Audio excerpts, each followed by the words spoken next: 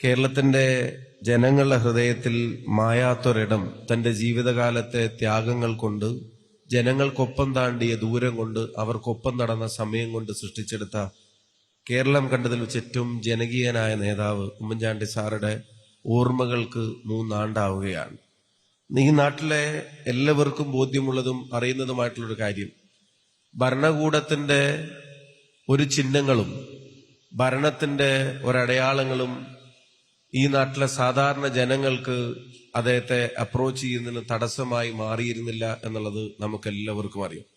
ഏത് സാധാരണക്കാരനും കൈപിടിച്ച് നിർത്തി പേര് പറയാവുന്ന, പേര് വിളിച്ച് കാര്യം പറയാവുന്ന, 2ാം ക്ലാസ്സിൽ പഠിക്കുന്ന അല്ലെങ്കിൽ 4ാം ക്ലാസ്സിൽ പഠിക്കുന്ന ശിവാനിക്ക് ഉമ്മൻചാണ്ടി എന്ന് നേരിട്ട് നീട്ടി വിളിച്ച് തന്റെ സഹപാഠിയുടെ അവകാശത്തിന് വേണ്ടി, വീടിനു വേണ്ടി തുറന്നു പറയാൻ കഴിയുമായിരുന്ന കേരളത്തിന്റെ പ്രിയങ്കരനായ മുഖ്യമന്ത്രി.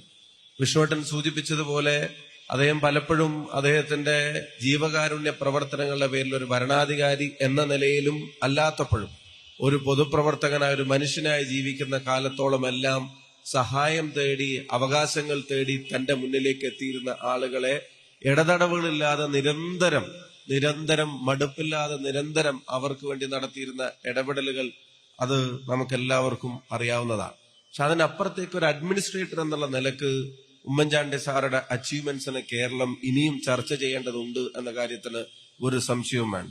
കാരുണ്യവാനായ ഒരു ഭരണാധികാരി എന്ന ലേബൽ തന്നെ നമ്മുടെ കണ്ണിലും കാഴ്ചയിലും ഹൃദയത്തിലും എപ്പോഴും അറിയുമ്പോൾ, അഡ്മിനിസ്ട്രേറ്ററായ ഉമ്മൻചാണ്ടി സാറുടെ അച്ചീവ്മെന്റ്സിനെ ഇപ്പൊ വിഴിഞ്ഞം ഉൾപ്പെടെയുള്ള കാര്യങ്ങളിൽ ഞങ്ങൾ ഓർക്കുന്ന പാലക്കാട്, അവിടുന്ന് മുഖ്യമന്ത്രിമാർ വരെ മുമ്പ് അവിടെ ഉണ്ടായിട്ടും പാലക്കാട്ടെ മെഡിക്കൽ കോളേജ് എന്ന ആവശ്യം നേടിയെടുക്കാൻ ആ ജനതയെ സഹായിച്ചത് ഉമ്മൻചാണ്ടി സാർ കേരളത്തിന്റെ മുഖ്യമന്ത്രിയായിരിക്കുമ്പോഴാണ്.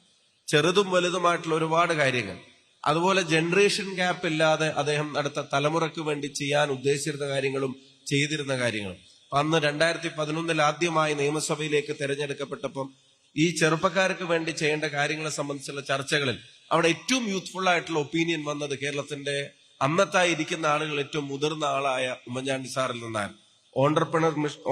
ഓണ്ടർപ്രണർഷിപ്പിന്റെ മിഷൻ, ഈ സംരംഭകരെ സൃഷ്ടിക്കാനുള്ള പ്രവർത്തനങ്ങൾക്ക് ക്യാമ്പസിൽ നിന്ന് ഉൾപ്പെടെയുള്ള ആശയങ്ങളെ പുറത്തു കൊണ്ടുവരുന്നതിന്, സ്റ്റാർട്ടപ്പിന്റെ കാര്യങ്ങളിൽ ഉൾപ്പെടെ, അപ്പൊ ഒരേ സമയം ഈ പറയുന്ന സാധാരണക്കാരെ ചേർത്ത് പിടിക്കാനുള്ള ഒരു വലിയ ഹൃദയം, അതേസമയം നാട് എങ്ങനെ മുന്നോട്ട് പോകുന്നതിനെ സംബന്ധിച്ച് കൃത്യമായ ധാരണയുള്ള തലച്ചോറും, അത് രണ്ടും ഒരുമിപ്പിച്ച് പ്രവർത്തിപ്പിക്കാൻ കഴിഞ്ഞതിന്റെ നേട്ടം ഉണ്ടായത് അദ്ദേഹത്തിന് മാത്രമല്ല, അല്ലെങ്കിൽ പ്രസ്ഥാനത്തിന് മാത്രമല്ല, മുന്നണിക്ക് മാത്രമല്ല. ആ നേട്ടങ്ങൾ ഉണ്ടായത് ഈ നാടിനാണ്, ഈ ജനതയ്ക്കാണ് എന്നുള്ള കാര്യത്തിന് ഒരു സംശയം വേണ്ട. ആ കോൺട്രിബ്യൂഷൻസ് വളരെ വലുതായിരുന്നു. ഇപ്പം അദ്ദേഹം വളരെ എക്സ്പേർട്ട് ആയിട്ടുള്ള ഒരു കാര്യമൊന്നുമല്ല സ്പോർട്സ് എന്ന് പറയുന്നത്. പക്ഷെ സ്പോർട്സിൽ ഒരു കാര്യം അടുത്ത് ചെന്ന് പറയുമ്പോഴത്തേക്കും എനിക്കും വിഷ്ണുവായിട്ടും നേരിട്ട് അനുഭവം, കേരള ബ്ലാസ്റ്റേഴ്സിന്റെ കൊച്ചിൻ ടീമിൽ സച്ചിൻ തെണ്ടുൽക്കറുടെ ടീം കേരളത്തിലെ നമ്മുടെ ബ്ലാസ്റ്റേഴ്സ് ടീമിനെ ഓൺ ചെയ്യാൻ തീരുമാനിച്ചിട്ട് അവർ കേരളത്തിനെ ബേസ് ചെയ്ത് അവരുടെ ടീമിന്റെ പ്രവർത്തനങ്ങൾ നടത്താൻ തുടങ്ങുമ്പോൾ, ആ നടത്താൻ തുടങ്ങുന്ന കൊച്ചിക്ക് അവർക്ക് മാച്ചിനുള്ള സ്റ്റേഡിയമായിട്ട് ജവഹർലാൽ നെഹ്റു സ്റ്റേഡിയം കൊടുക്കുമ്പോഴും അവർക്ക് മാച്ച് പ്രാക്ടീസിന്, അവർക്ക് പരിശീലനം, ട്രെയിനിങ് ഗ്രൗണ്ട് ഇല്ലാത്തതിന്റെ പേരിൽ അവർക്ക് കേരളം വിട്ടു പോകേണ്ടി വരും എന്ന് പറയുമ്പോൾ ആർക്കും ഒരു നിർദ്ദേശം പുതുതായിട്ട് സമർപ്പിക്കാനില്ലാത്ത സാഹചര്യത്തിൽ ഞങ്ങൾ സെക്രട്ടേറിയറ്റിൽ പോയിട്ട് അദ്ദേഹത്തെ കാണുമ്പോൾ നിമിഷ നേരം കൊണ്ട് ആലോചിച്ച്, നാഷണൽ ഗെയിംസിന് ആ സമയം കേരളം പ്രിപ്പയർ ചെയ്തുകൊണ്ടിരിക്കുമ്പോൾ ആ നാഷണൽ ഗെയിംസ് പ്രിപ്പറേഷന്റെ ഭാഗമായിട്ട് നടക്കുന്ന സ്റ്റേഡിയത്തിന്റെ ഇനാഗുറേഷൻ കഴിഞ്ഞിട്ടില്ല. പക്ഷെ ട്രെയിനിങ് പർപ്പസ് ആയതുകൊണ്ട് അന്ന് അതിന്റെ തലപ്പത്തിരുന്ന മുൻ DGPയെ വിളിച്ച് ഇങ്ങനെ ഒരു പർപ്പസ് ഇത് കേരളത്തിന് വിട്ടുപോകാൻ പാടില്ല. അപ്പൊ അദ്ദേഹം പറഞ്ഞു, സാർ അത് നാഷണൽ ഗെയിംസിന്റെ അതിന്റെ ഒരു ഫെസിലിറ്റിയാണ്, അതിന്റെ ഉദ്ഘാടനത്തിന്.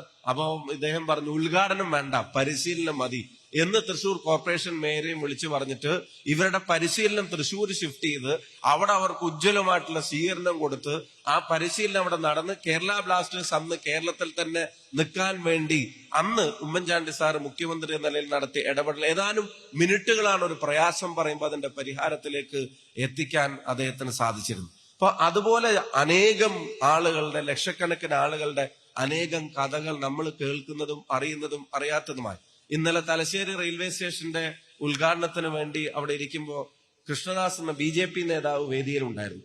അദ്ദേഹം നമ്മുടെ വിദേശത്ത് യുദ്ധസമയത്ത് കുടുങ്ങിപ്പോയ നഴ്സുമാരെ സംരക്ഷിച്ച് തിരികെ കൊണ്ടുവരുന്ന കാര്യത്തിൽ സുഷമ സ്വരാജ് മിനിസ്റ്ററുമായിട്ട് അന്ന് നടത്തിയിരുന്ന ഇടപെടലുകളും രാത്രി ഏറെ വൈകിട്ടും എത്ര വൈകിയാലും സ്പോട്ടിൽ അവൈലബിൾ ആയി ആ കാര്യത്തിന് പരിഹാരം കണ്ടെത്താൻ അദ്ദേഹം നടത്തിയ ഇടപെടൽ, അദ്ദേഹം കൃഷ്ണദാസ് പറഞ്ഞത് ഇദ്ദേഹം ഒരു കാര്യത്തിൽ ഇടപെടുമ്പോ അതിന് ചുറ്റുവട്ടത്ത് നിൽക്കുന്ന ആളുകൾക്ക് തങ്ങളെ കൊണ്ടാവും വിധം ആ പ്രശ്നപരിഹാരത്തിന് ശ്രമിക്കണമെന്ന് തോന്നുന്ന തരത്തിലുള്ള സിൻസിയറിറ്റി അത് ആളുകൾക്ക് ഫീൽ ചെയ്യുന്നതിനെ സംബന്ധിച്ചാണ് അദ്ദേഹം പറഞ്ഞിരുന്നത്. വലുപ്പ ചെറുപ്പമില്ലാതെ എല്ലാവരോടും ഇടപെട്ടിരുന്ന കേരളത്തിന്റെ ജനകീയനായ, കേരളത്തിന്റെ എക്കാലത്തെയും ജനകീയനായ നേതാവിന്റെ ഓർമ്മകൾ അത് അനുസ്മരണവും അതുപോലെ തന്നെ അയവിറക്കലും മാത്രമല്ല, അത് ഉമ്മൻചാണ്ടി സാറുടെ പേരും അദ്ദേഹത്തിന്റെ സേവനങ്ങളും അത് ചരിത്രം മാത്രമല്ല, അത് പാസ്റ്റ് മാത്രമല്ല, അത് തന്നെയാണ് മുന്നോട്ടുള്ള വഴിയും എന്നുള്ളത് ഈ നാട്ടിലെ എല്ലാവർക്കും